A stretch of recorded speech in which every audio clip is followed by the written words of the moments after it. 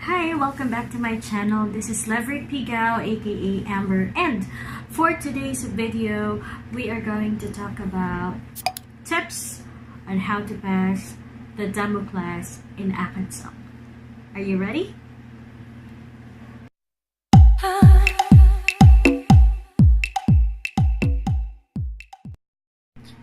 So yes, it's me again, Teacher Lev, and I will be giving you few tips on how you are going to pass your final demo class. This is still part of the initial application, or the application, yes, because you will not be able to start teaching without passing the demo class. So without further ado, we will be starting in 3, 2, 1. Okay, so there are some things that we need to make sure that everything is all good.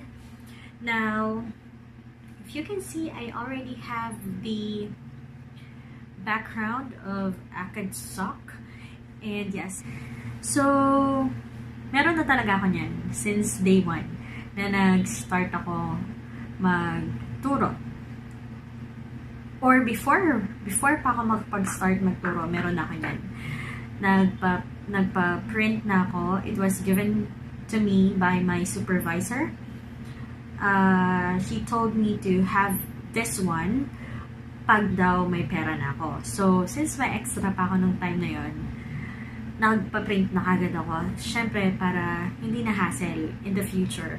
At saka para pleasant yung background ko. Para pag nakita na student, magandang tingnan. Okay, so it's also one of the part or one of the things that are important. But the first ever or major thing that you need to check is your tools and your equipment. The first one is your internet connection. Katulad nga ng sinabi ko dun sa isa ko pang video about passing for the initial interview, is always check your internet connection. I always do a speed test 30 minutes before my class using the link below. It's www.speedtest.net. So, syempre kailangan nyo i-check yung speed requirement if pasado ba. Download speed should be up to 3 Mbps. Upload speed should be at least 0.80 Mbps. So, ayun nga. Ako, I am using Wi-Fi connection kasi I am working inside my room, and kung nandun ako sa labas, maingay yung paligid, as in. So, I choose to stay here to set up my office here sa room ko para tahimik, as in. So, naka-Wi-Fi lang ako, but there are some advantage and disadvantages of you being connected to the Wi-Fi. But if you will be using a LAN connection, cable connection, yung direct na nakakonect sa modem na may wire na dilaw, that will be the best thing to do. Kasi kapag naka-Wi-Fi ka is maraming possibility na hindi lang ikaw yung nakakonect. Kasi madaming nakakonect sa bahay. Probably your family member, gumagamit sila ng devices like their phone, iPad, tablets, or other computer or laptops. So marami kang kaagaw talaga. Kung mag-demo class ka, you can try to ask them kung pwede naman. Kung pwede na 25 minutes lang naman. So, 25 minutes lang, pakiusapan mo muna sila na ikaw muna ang kumonect sa internet. Just for the meantime. Para wala kang kaagaw at para maganda ang connection mo habang nasa demo class ka. Walang lag, walang anything or walang magiging problema. So, after mo ma-check yung internet connection mo, check mo kung gumagana si camera, si headset, and microphone. Yung tatlo na yon is para silang kambal, triplets. Paano mo ba i-check kung gumagana sila? Ako, chine-check ko yung camera, headset, and microphone ko kung lahat sila gumagana. I'm trying to call someone using my laptop or my computer. Tinatawagan ko sila video call through Facebook or through Skype. Then, i-check ko kung gumagana isa-isa. Papakita ko yung itsura ko, okay ba? Yung camera ko, kapag gumagalaw ako, naiiwan ba? Delay ba? Ganon. Naririnig mo ba ako ng maayos? Pag nagsalita ako ng mahina or pag nagsalita ako ng malakas, is it loud and clear? Yung headset, naririnig ko ba sila ng maayos? O naririnig ba kita ng maayos? Magsalita ka, ganon. So, yun yung mga ginagawa kong test sa camera, headset, and microphone. Sa camera, pwede namang built-in sa laptop mo. Or kung wala, kung sa tingin mo malabo, is you can buy HD camera. May mga mura naman, pero maganda talaga yung quality ng mga ibang camera like Logitech. Then, matagal din yung buhay nila. As in, like, pangmatagalan, ganon. And then, sa headset, maganda din yung brand na Logitech. Kasi, mostly sa mga headset nila is may noise cancellation. So, kahit may mga ingay sa paligid mo, mga minor ingay, hindi maririnig. Hindi talaga siya naririnig. Unless sobrang lakas, syempre maririnig yun. Pero, maganda yung quality ng Logitech. So, yun yung pwede nyo gamitin. But, for the meantime, kung wala man kayong budget pa, pambili ng ganon, nung una, nag-umpisa ako sa paggamit ng headset ng cellphone. But make sure na nasa lugar kayo na sobrang tahimik. Hindi naman totally sobrang tahimik. But yung, alam mo yun, yung makakaiwas kayo sa kahit anong ingay na makakapag-distract sa inyong klase. And then, after that, background. Yung background mo, kung wala ka pa nito, so, syempre, hindi ka naman magpapagawa agad-agad nito, di ba?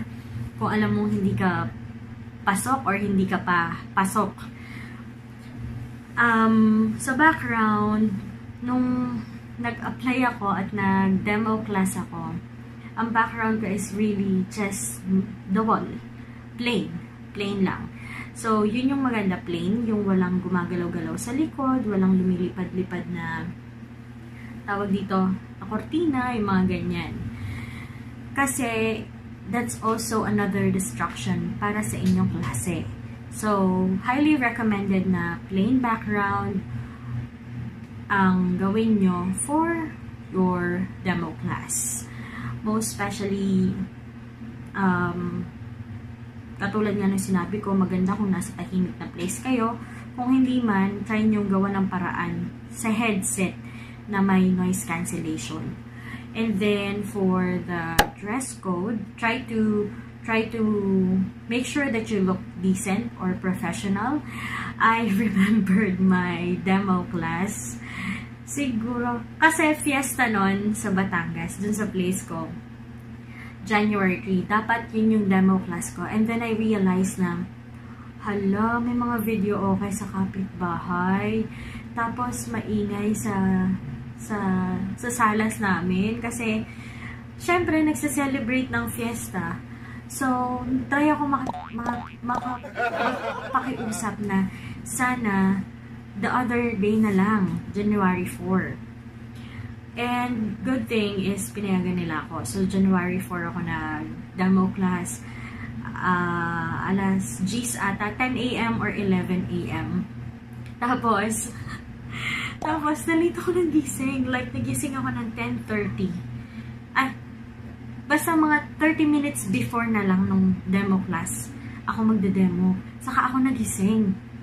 So, hindi ko alam kung ano gagawin ko. Hindi pa ako nakapaghilamos, hindi pa ako nakapag-toothbrush, yung damit ko nakapantulog pa ako, ganun.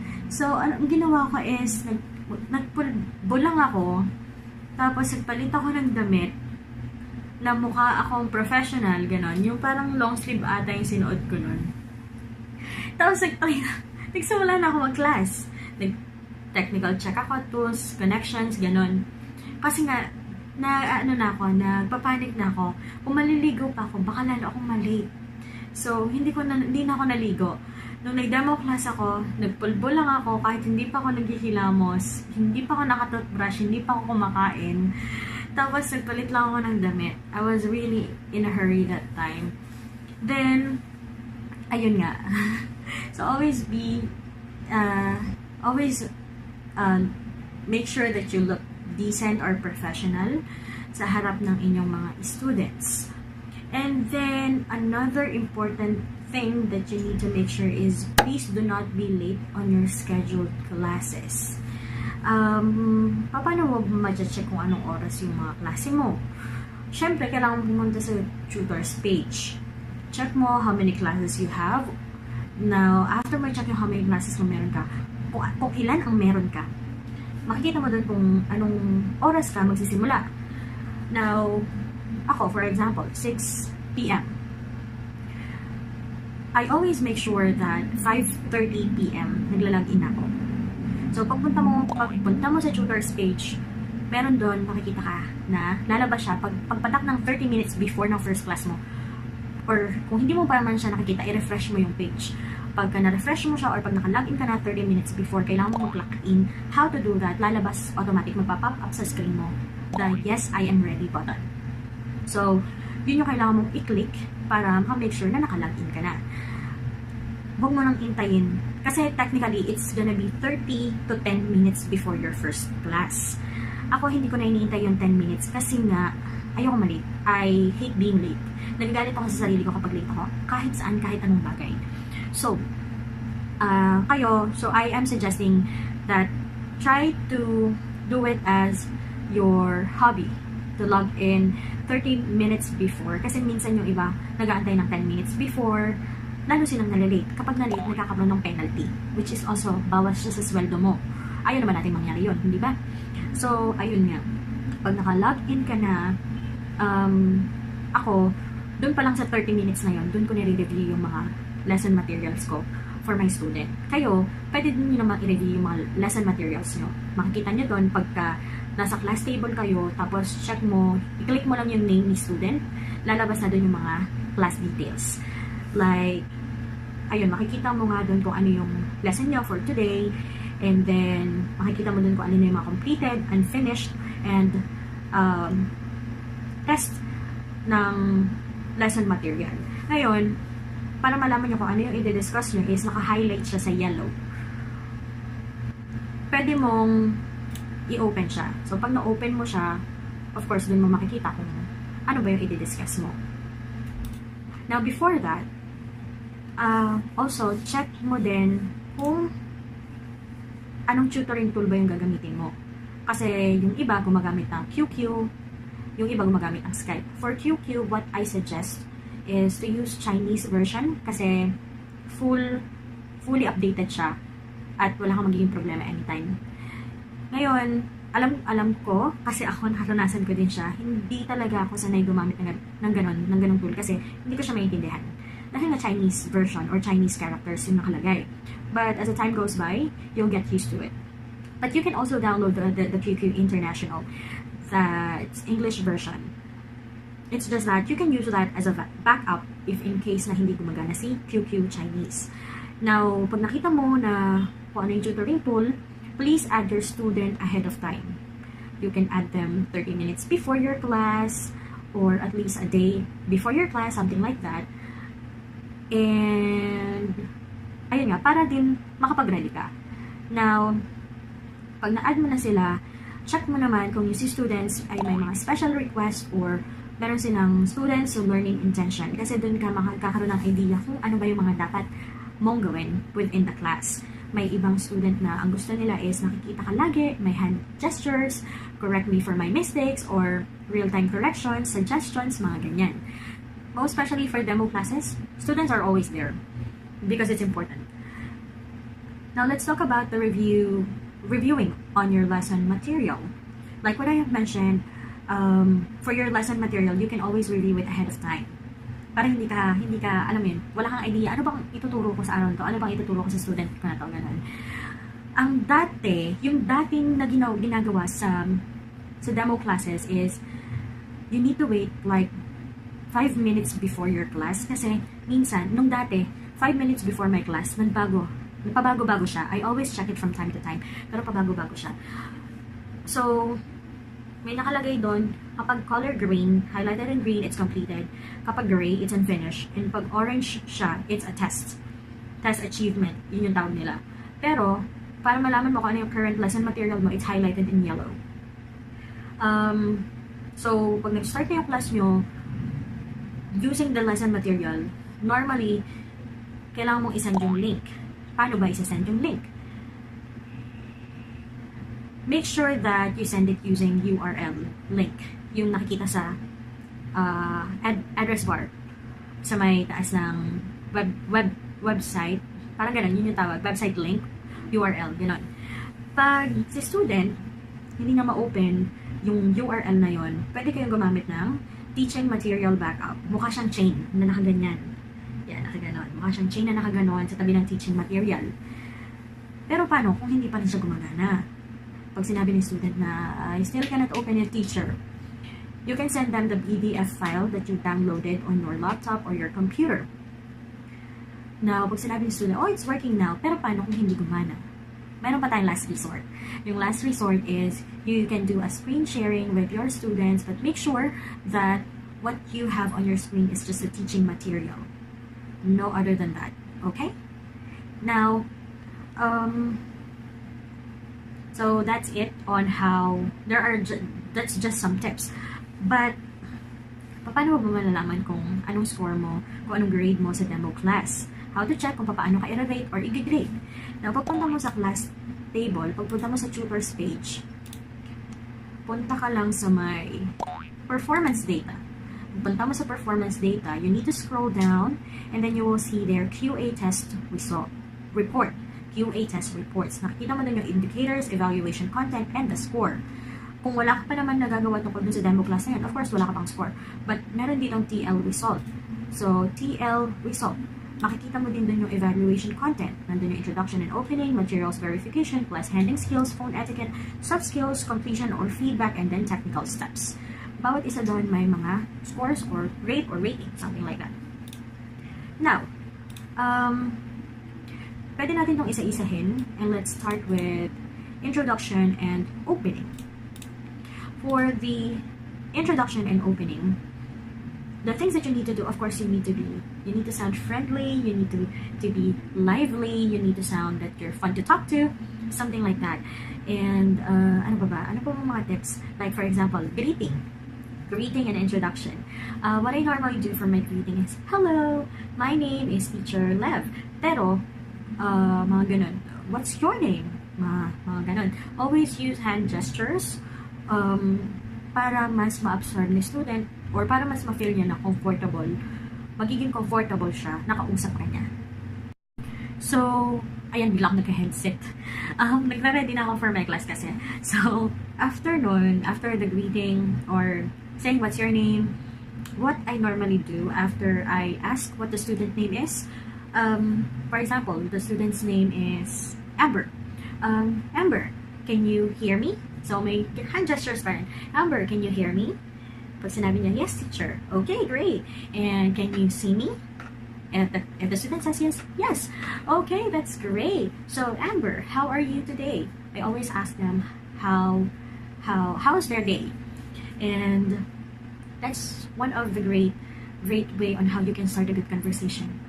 Now, after that, after you do technical check with the student onset of the class, I normally ask them, is this your first online English lesson? Or, why do you want to learn English? You always need to know what their objective is. Why do they need to learn English, or why do you want to learn English?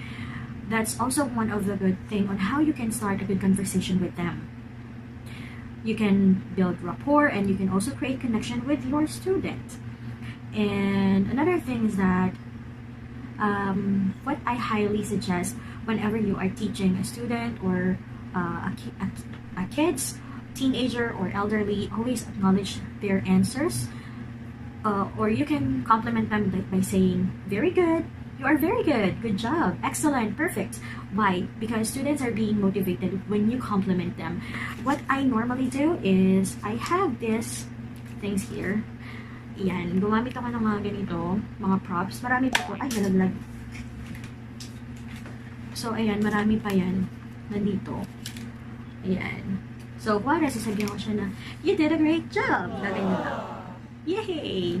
Ganyan. They're being motivated when you compliment them. And that makes me feel that they are important and they need to learn more. They will have fun while talking to you. Now, after that, as part of the introduction pala, katapos ko mag-introduce or greeting, I do a quick briefings or quick introduction about myself, like I've been teaching English for a year now, something like that. Or like hobbies, like I love watching movies, most especially with musical movies. I love to be with my family, going out with them. So, yung mga ganun. Now, after na introduction, ano ba? So, yun nga, after na introduction, dito na magsisimula yung parang lesson proper. Normally, si lesson proper is nagra-run siya for 15 minutes. 15 to 20 minutes, mga ganon. But, for this one, before you start with your class, since you will be using a teaching tool like QQ or Skype, ask them if they already opened the book or the teaching material. If they do, that's good. You're all good to go. You can start the lesson. But if they not, or if they did not have the book, they cannot open them, you need to send them the link on QQ or Skype chat box. What will be the lesson about? Like, katulad nga na sinabi ko sa inyo, kung paano i-send, na-discuss ko na siya. But once you've sent them the link and once they open it up, you need to tell them what is the lesson all about, like what is the unit number, lesson number, and what is the title. Like, for example, I got here, lesson is all about learn and talk to, lesson 6, and the title is a bicycle event, something like that. Now, after you tell them the title, the lesson number, and the unit number, you can start and proceed with the lesson itself. There are reminders that I will tell you within the lesson proper. Please be mindful of the time management. You can use props like stuffed toys, flashcards if necessary. You can do hand gestures or other things that you might think that might be helpful with your teaching techniques. It depends on you. You need to talk slowly so that the student can follow, and let the student read first what you told them what to read, and after they are finished, that's the time that you can correct them. Like, for example, if they pronounce it incorrectly, after they read it, that's the time you need them to let them finish first. After they're finished, that's the time that you can correct them with their pronunciation, with their grammar, sentence constructions, or sentence structure, something like that. And whenever that you will be correcting them for corrections, for suggestions, you can always use, and please always use, the chat box. Muntikan na akong malaglag or muntikan na akong mag-fail sa demo class kasi hindi ako laging gumagamit ng chat box. Like, for example, whenever you are going to introduce yourself, use the chat box. Whenever you want to say something, use the chat box. Type it. While you are saying something, type it. Since mabagal lang dapat yung pagsasalita mo, habang nagsasalita ka, mag-type ka. So, this is another technique. Try to multitask as much as possible, because sometimes student might ask some questions, like, for example, teacher, what is the meaning of this word? Ngayon, you need to think fast of how and what you need to explain it to, or how you are going to explain it to the students. And what I do sometimes is that, kasi hindi ako lagi nagre-review ng mga lesson material before ako mag-class. So, ang nangyayari is, on the spot lagi ako nag-explain. Nag-google ako ng meaning, then mag-iisip ako ng sobrang simple words on how to explain what the vocabulary word is, all about, or what is the meaning of the vocabulary word. I explain it on a very simple way that they can understand it. So please use very simple words. Hindi naman sa bawal, pero as much as possible, huwag yung sobrang lalalim na salita na hindi talaga nila maintindihan. Next is, bukod doon, may mga instances na hindi lang sila magtatanong kung anong ibig sabihin nun. Magtatanong din sila sa'yo, or sasabihin nila sa'yo na, "Teacher, can you give me an example on how you can use this word?" Like for example, look after. The vocabulary word is look after. Sample sentence is, "I need to look after my father because he's sick." So, if you don't know the meaning of the word, you can Google it, read it fast, and explain it on a very simple way.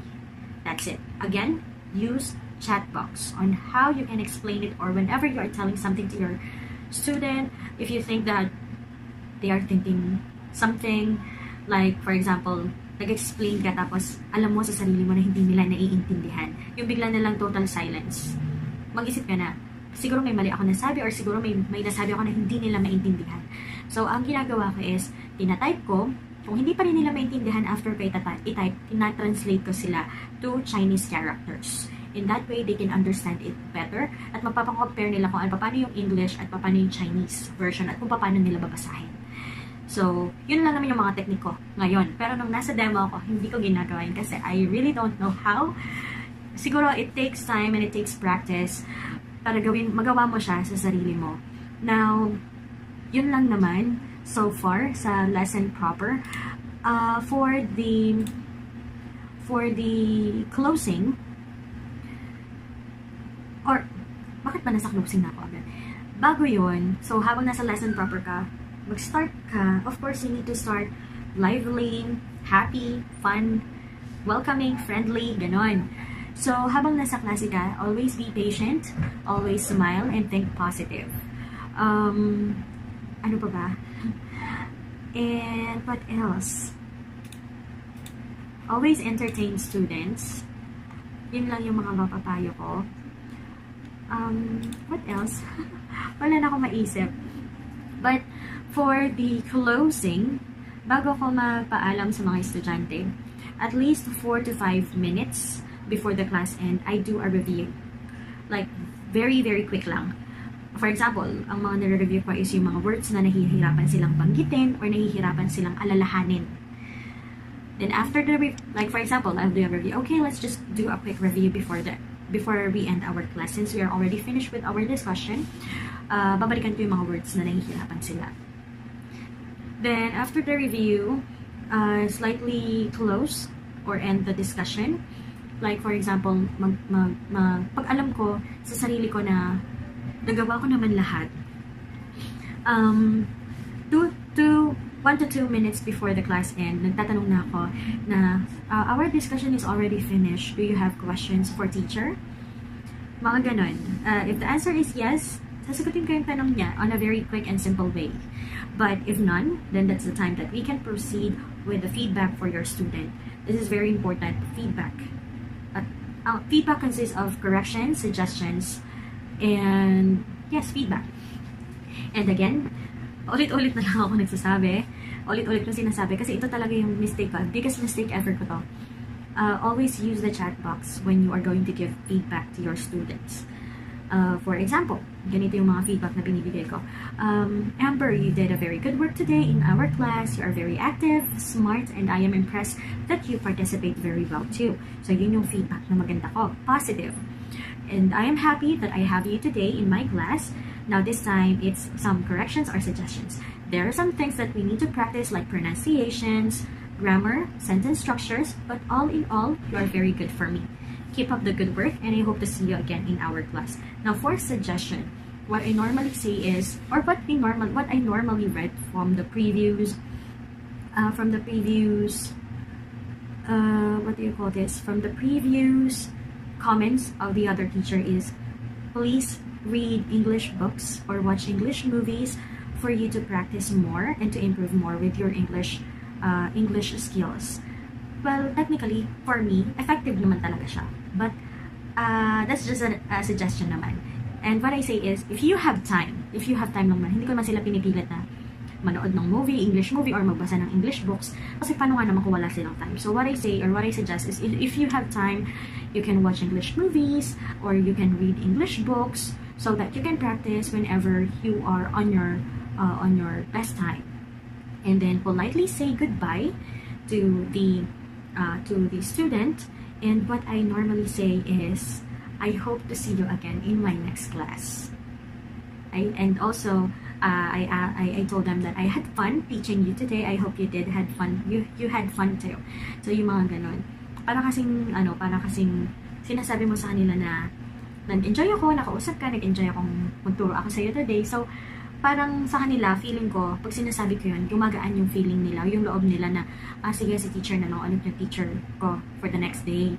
Ganon. So, once you said goodbye, of course, close mo na, end the call, and then, you need to go back to the class table or class details, click on the class over, leave class remarks. Doon mo na makikita yung mga remarks mo for the day. Like, for example, nawawala, hindi ko siya makita. Basta yun na yan. Doon mo nalagay yung feedback mo for corrections, for vocabulary, corrections for grammar, something like that. Then, i-rate mo din si student kung ilang stars ba siya sa vocabulary niya, sa pronunciation, for listening, something like that. Kasi doon nila malalaman kung ano na bang level nila sa kanilang English skills. And again, note everything together with your feedback. And yeah, that's it. Submit it and you're finished. And after that, I think you need to wait for few minutes or few hours, and then, well, what I normally did before is that I told my supervisor that I'm already finished with my demo class, and my supervisor gave me the result right away. She is very consistent. She is very good at supervising me. I missed her so much, but she's not my supervisor anymore. I hope you're watching Tianjing, and yeah, and that's it. If you have questions, you can just simply comment down below, and if you haven't subscribed yet, click on the subscribe button. I'm very open for any feedback. I'm very open for any suggestions or any questions, so feel free. Thank you so much and have a great day. Bye!